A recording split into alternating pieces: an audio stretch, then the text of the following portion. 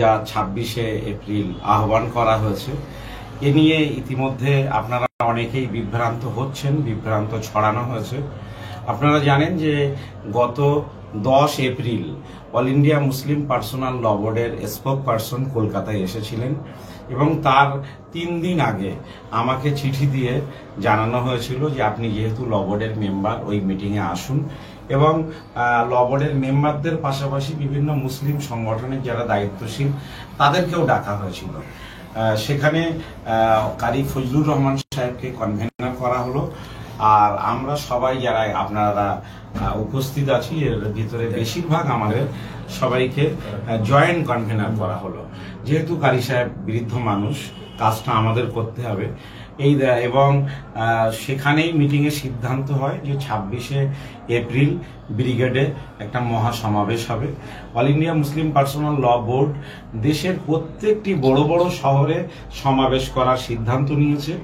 তো ল বোর্ডের এই সিদ্ধান্ত জেনে আমরা স্পোক পার্সনকে অনুরোধ করেছিলাম যে কলকাতায় 26 তারিখে যে সমাবেশ হবে সেটা ব্রিগেডে করা হোক।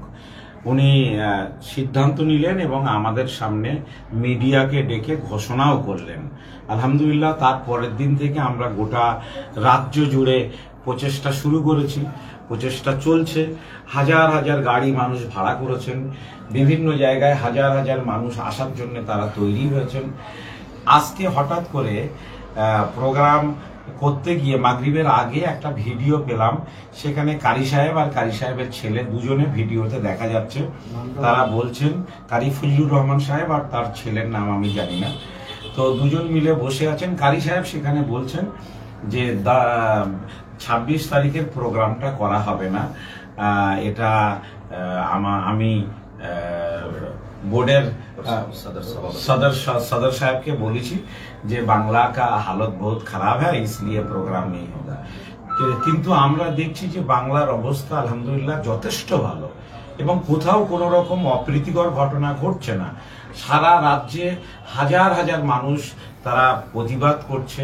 আর ল বোর্ডের পক্ষ থেকে বলা হয়েছিল, আমরা আহ্বান করেছিলাম যে মানুষ সভা সমাবেশ করবেন, মিছিলটা করবেন না। সবাই আমাদের জন্য আমাদের কথা শুনে তারা মিছিল করেননি, তারা শান্তিপূর্ণ আন্দোলনের জন্য অপেক্ষা করছেন যে সবাই ব্রিগেডে আসবেন 26 তারিখ। ফলে এখন সবাই নিজেদের এলাকার বড় কর্মসূচিও তারা প্রত্যাহার করেছেন।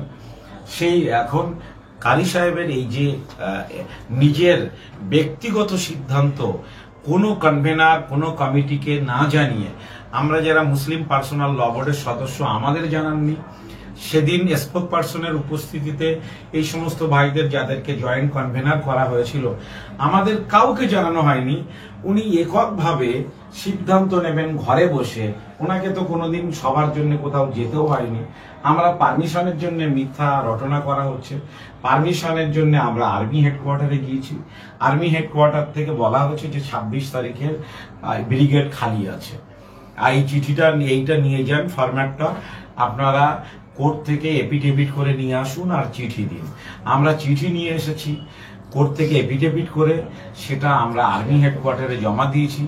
আর্মি হেডকোয়ার্টার রিসিভ করে নিয়েছেন, তার রিসিভ কপি আমাদের কাছে রয়েছে। তারপরে সেই রিসিভ কপি এবং লালবাজার জয়েন্ট সিপি হেডকোয়ার্টারকে আমরা আলাদা করে চিঠি লালবাজারেও জমা করে দিয়েছি, যাতে পারমিশন নিয়ে কোনো রকম সমস্যা আর ত্রুটি না হয়।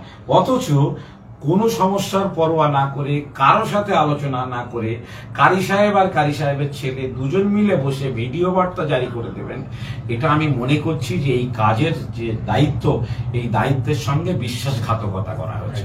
আমরা এই মির্জাফরপনা কারি সাহেবের কাছ থেকে প্রত্যাশা করি, ছাত্র জীবন থেকে তাকে সম্মান করি। আমরা আশা করছি যে কারি সাহেব এটা বুঝবেন, বাংলার অবস্থাটা তিনি বুঝবেন। বাংলায় এটা মুসলমানদের আন্দোলন। গতকালকে কলকাতায় একটা সভা হচ্ছে নেতাজি ইন্ডোর স্টেডিয়ামে, আগামীকাল নেতাজি ইন্ডোর স্টেডিয়ামে ইমাম মুয়াজ্জিন কনফারেন্স। আমরা বাংলায় কয়েকদিন ধরে সেই বিজ্ঞাপনটা দেখছি যে ইমাম মুয়াজ্জিন ও বুদ্ধিজীবী সম্মেলন, আলহামদুলিল্লাহ খুব ভালো, এবং মুখ্যমন্ত্রী সেই সম্মেলনে থাকবেন জেনে আমরা আরো খুশি হয়েছি। হোক, কামিয়াব হোক সেই সম্মেলনের সাফল্য কামনা করি। কিন্তু সেই সম্মেলনের কোথাও লেখা নেই যে ওয়াকফ সংশোধনী আইন 2025 এর বিরুদ্ধেই কনফারেন্স হচ্ছে। তাহলে এই যে বুদ্ধিজীবী ইমাম মুয়াজ্জিন সম্মেলনের মানে এই নয় যে আর সভা সমাবেশের কোনো দরকার নেই। এই ধরনের যে মিথ্যা বিভ্রান্তিকর বিষয় ছড়ানো হচ্ছে, এটা অত্যন্ত দুর্ভাগ্যজনক। আমরা যারা জয়েন্ট কনভেনার, আমরা সবাই মিলে আমরা সব মানুষের কাছে আহ্বান জানাচ্ছি যে বিষয়টা নিয়ে আপনারা এখনই বিভ্রান্ত হবেন না। আমরা all India Muslim personal law বোর্ডের যিনি স্পোক পার্সন, তার সঙ্গে আমি আজকে এই খবর জানার পরে একাধিকবার কথা হয়েছে। তিনি সবর করতে বলেছেন। তিনি all India Muslim personal law বোর্ডের প্রেসিডেন্ট সাহেব এবং সেক্রেটারি সাহেবের সঙ্গে বিষয়টা নিয়ে আলোচনা করছেন, কেন এই ধরনের একটা মিসগাইড করা হচ্ছে। তো আমরা আশা করছি যে আগামীকাল বিষয়টা নিয়ে আমরা all India Muslim personal law বোর্ডের যিনি সদর, প্রেসিডেন্ট এবং সেক্রেটারি, তার সঙ্গে আলোচনা করতে পারবো এবং তাদের যে বাংলা সম্পর্কে ভুল বোঝানো হয়েছে এটা আমরা সংশোধন করে নিতে পারবো। আমরা আশা করছি আপনারা একটু সবর করবেন।